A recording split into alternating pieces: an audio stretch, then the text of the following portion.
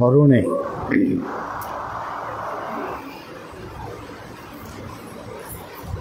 ବଳଦେବ ଜଗନ୍ନାଥ ମା ସୁଭଦ୍ରା ଚକ୍ରବର ସୁଦର୍ଶନ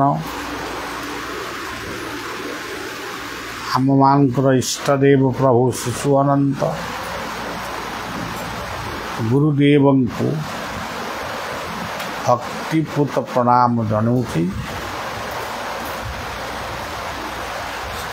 ଆଜି ପବିତ୍ର ଏକାଦଶୀରେ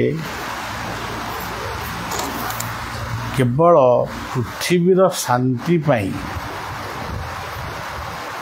ଯୁଦ୍ଧ ବିମୁକ୍ତ ପାଇଁ, ଧ୍ୱଂସାସ୍ତ୍ର ବିହୀନ ପୃଥିବୀର ରକ୍ଷା ପାଇଁ ଆଜିର ପ୍ରାର୍ଥନା ଉଦ୍ଦିଷ୍ଟ, ଆଜିର ବ୍ରତ ମଧ୍ୟ ଉଦ୍ଦିଷ୍ଟ।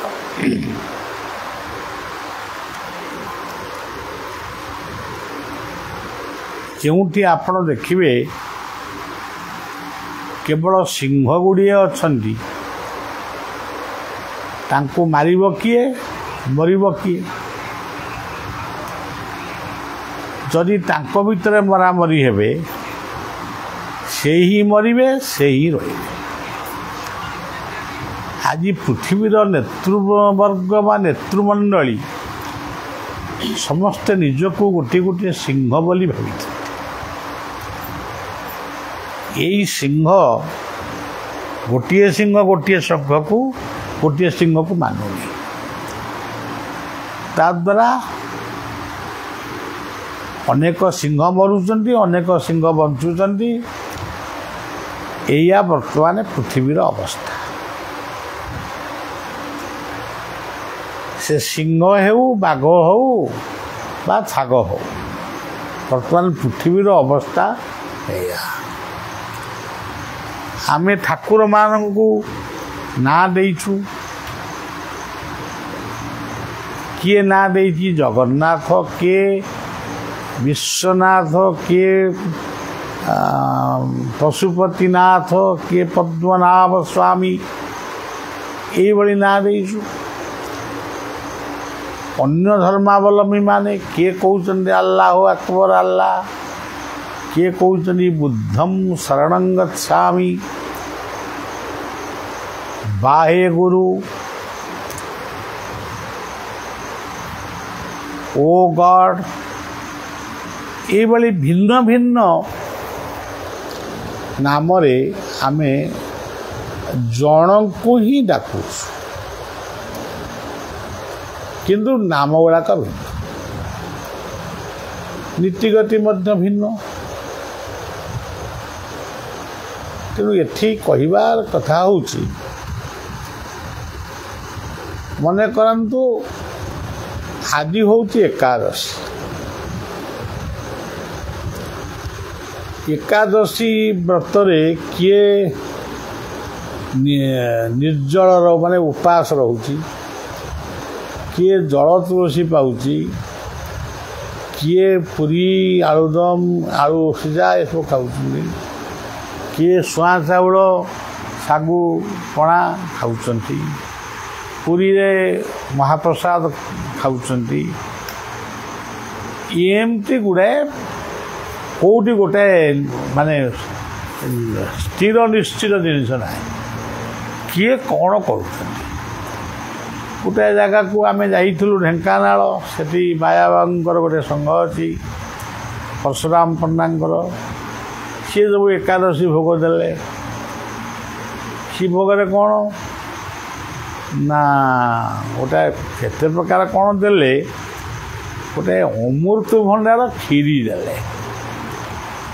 ମୁଁ ଆରେ ଆରେ ଅମୃତଭଣ୍ଡାର କ୍ଷୀରି ବି ରାତିରେ ହେଉଛି? ଯଦି ଏମିତିଆ ଯଦି ଖାଦ୍ୟ ଆମେ ଖାଇବା, ତାହେଲେ ତ ଆମେ ସମସ୍ତେ ଏକାଦଶୀ କରିବା କଥା। ତେବେ ଏକାଦଶୀର ଅର୍ଥଟା କ'ଣ? ଏକ ରୂପରେ ଜଗତକୁ ଦେଖ। ଏକ ଆତ୍ମା ସମସ୍ତଙ୍କ ଭିତରେ ଅଛନ୍ତି। ଏକ ପରମାତ୍ମା ଏ ଜଗତର ସ୍ରଷ୍ଟା। ଏକ ଭାବ ରଖିଲେ ଗୋଟିଏ ପରିବାର ଗଠନ ହେବ, ଜୀବନ ଗଠନ ହେବ, ସମାଜ ଗଠନ ହେବ।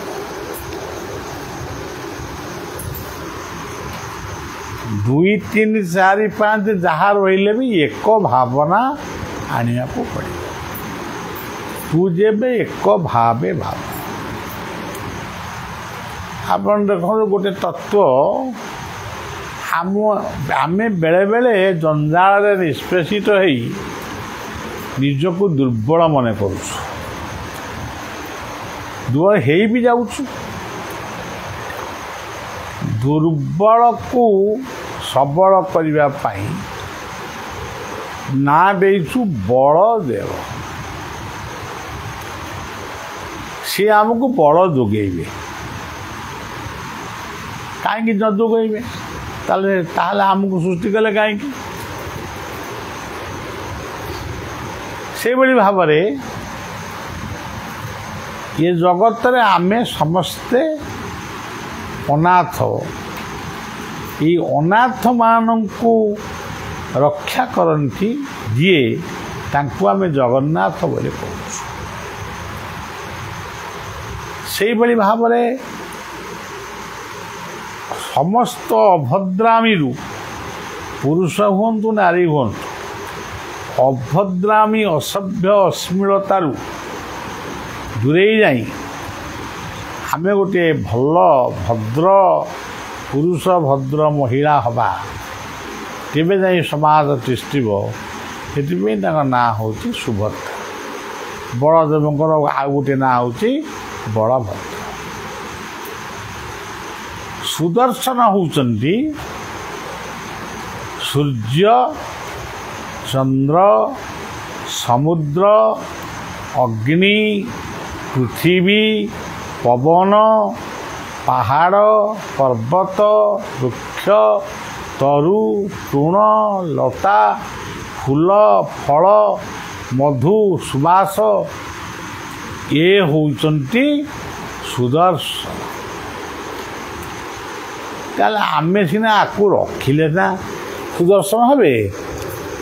ଆମେ ଯଦି ପାହାଡ଼ କାଟି ପକାଇବା, ଏମିତି ଯଦି ଆମର ବିକ୍ଷିପ୍ତ ମନୋଭାବ ହେବ ତ ରହିବ କେମିତି? ବର୍ତ୍ତମାନ ସୁଦର୍ଶନ ରୂପକ ପୃଥିବୀ କେଉଁଠି କେତେବେଳେ କ'ଣ ଘଟିଯିବ? ରାତିରେ ଆମେ ଶୋଇଛୁ, କ'ଣ ଘଟିବ? ଅମୁକ ବମ୍ ଫୁଟିବ। ଗୋଟିଏ ସିଂହ ଚିନ୍ତା କଲା, ଆଉ ଗୋଟିଏ ସିଂହ ଆଉ କେଉଁଠି ରହିକି ଚିନ୍ତା କଲା। ସେ ଯଦି ଏହା କଲା, ମୁଁ ତାହେଲେ କ'ଣ କରିବି? ସେ ଆଉ ଗୋଟେ ଧ୍ୱଂସାସ୍ତ୍ର ପକେଇଲା। ଯଦି ଏକ ଭାବ ରହନ୍ତା, ଆମର ଗୋଟିଏ ଧର୍ମରେ ଲେଖା ହେଇଛି ବସୁଧୈବ କୁଟୁମ୍ବକମ୍। ସେ ଭାବଟି କାହିଁ? ସେ ଭାବଟି ଯଦି ପୃଥିବୀ ଗ୍ରହଣ କରନ୍ତା, କାହିଁକି ଆମେ ଖଣ୍ଡିଆ ଖାବରା ହେବା, ମରିବା, ହାତ ଗୋଡ଼ କଟା ହେବା? କ'ଣ ଦରକାର? ଚାଲ ଆମେ ସମସ୍ତେ ଚାଷ କରିବା, କୃଷି କରିବା, ବାଣିଜ୍ୟ କରିବା, ହସ ଖୁସିରେ ଦିନ କଟେଇବା, ପରିବାରକୁ ଶାନ୍ତିରେ ରଖିବା। ଏମିତି ହସ ଖୁସି କରୁ କରୁ, କାମ କରୁ କରୁ ଜୀବନଟା ଚାଲିବ। ଏମିତି କଥା କାହିଁ? କେଉଁଠି ତ ନାହିଁ। ଆଚ୍ଛା, ଇଏ ପୃଥିବୀ କି ଏ ଭାରତକୁ କେତେ ମହାପୁରୁଷମାନେ ଆଇଲେ? କ'ଣ ପାଇଁ ଆଇଲେ? ସେ ଥିଲେ ଉପସ୍ଥିତିରେ ବଳିଆ ହିଁ ତାଙ୍କୁ ଆଜି ବୁଲି ବୁଲି ପଚାରୁଥାନ୍ତା, ଆପଣମାନେ ଥିଲେ କେଉଁଠି? ଆସିଲେ କେଉଁଠାରୁ? ଏତେ ରୂପରେ ଆଇଲେ କାହିଁକି? ଯଦି ଆଇଲେ, ଏତେ ପ୍ରାର୍ଥନା, ଏତେ ମନ୍ତ୍ର, ଏତେ ଶାସ୍ତ୍ର, ଏତେ ବାଣୀ ସବୁ କହିଲେ, କେଉଁଠି ଗୋଟିଏ ମହାପୁରୁଷଙ୍କ ବାଣୀ पृथ्वी को शांत करी पारिछि कि यीशु ख्रीष्ट प्रेमर वाणी कहले सेवार वाणी कहले किंतु सी जो देश में काया विस्तार कले से देश में भी ध्वंसास्त्र ठार आरंभ कर मरामरी पर्यंत जा बुद्ध कहले शांतिर वार्ता देले चीन नेपाल भूटान एगुड़ा सब बौद्ध धर्मर अवलंबी देश सेठी अच्छी कि शांति बुद्ध मूर्ति पूजा होउछन बुद्धं शरणं रचामि बोली कहउछन सेही मरामरी धरा धरी अछि इस्लाम माने मोहम्मद कहले से कौन कहले एकेश्वरवाद जन को डाक से गोटाक सेटा को पालन से करुछन्ति किंतु एक भावटी नहीं एकेश्वर खाली कहउछन्ति किंतु केवल से एक भाव एकेश्वरवाद को लेकिरी एकेश्वर ही एकमात्र आल्ला आउ सब खराब है समस्त को मार हाण काट ये कौन मोहम्मद चिंताधारा था आ भारत वर्ष रे सनातन धर्म रे केते महापुरुष आसिले गले तार हिसाब भी कई करि परिबेनी केते बाणी केते मंत्र केते प्रार्थना केते योग केते आसन ध्यान प्राणायाम केते कौन है गोटे गछ पूजा तुलसी भाया गोटे तृण पूजा ठारू गोटे विराट कल्प पर्यंत पूजा करागला पूजा महिमा स्वामी आइले सबू काटी कुटी पकड़े फेल से फेल ये फेल से कहले सी नेंगुटी खंडे मारिकी छटा धरिकी बुलिकी बुलिले अरे तेरे सब नेंगुटी मारिकी छटा चाष दी 4 गुंठू करथिले कि 5 गुंठू करथिले 50 गुंठ धान पाई था खाली तुम अन्य ऊपर बोझ है केवल बुलुच कौ शांतिटा तुम भीतर भी 2 फाँके 3 फाँके आउ ताले केमिति कौन रहिबो ताले महिमा स्वामी कौन या कहते आज आउ केतक एबे भी अच्छी केही आउ कहूना कि मु जड़े बाबाजी कि मु गोटे साधारण लोक एमती कहूना ये पूरा भगवान उपर अच्छे आ भक्त मैंने एते फुलुचंदी जे माने जहाँ कहती बेलुन फुलला भाया कि बेंग फुलला भाया से आम माने भगवान को जमी से सतरे फूल पके बाक्स भितर चापी पके रखिंट से भगवान कौन कर जातु इस्राएल को शांति करेंगे जातु पैलेस्टाइन को शांति करेंगे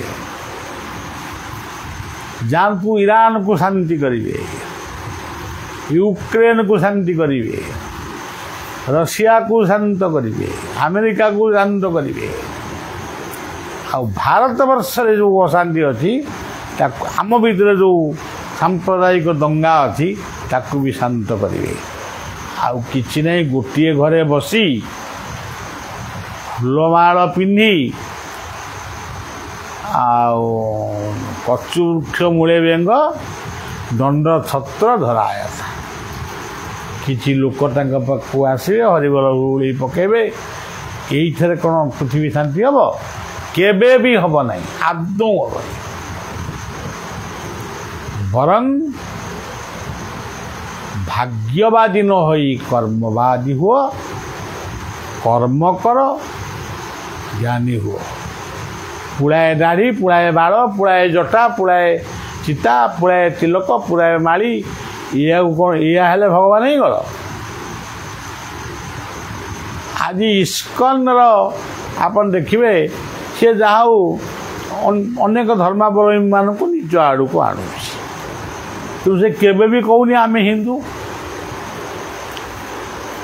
ଯାହା ହଉ ଏତେ ବାବାଜୀ ସେ କଲେଣି ଯେ ମାନେ ଗୋଟେ ଗୋଟେ ସହର ପୁରିଯିବ।